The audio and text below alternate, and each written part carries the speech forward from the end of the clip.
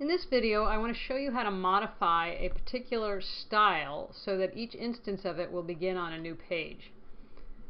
In this case, I've set up Chapter 1, Chapter 2, Chapter 3, and Chapter 4, and I've put heading style 1. You can see up here on each one of those. I also have a subtopic here that I put in heading 2, and then I have some regular text body style right here. So what I want is for Chapter 1, Chapter 2, Chapter 3, and Chapter 4 for each one of those to start on a new page. So I'm going to go up to the Styles menu here and click on it and then go to More.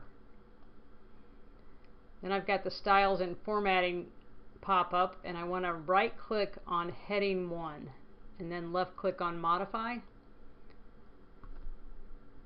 With this pop-up, I'm looking for Text Flow. You want to click on that tab that says Text Flow, and then down in the middle of that page you'll see breaks.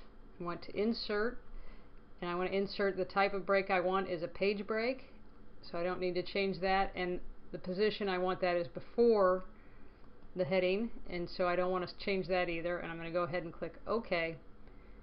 I'll close the Style and Formatting menu and show you what's happened here.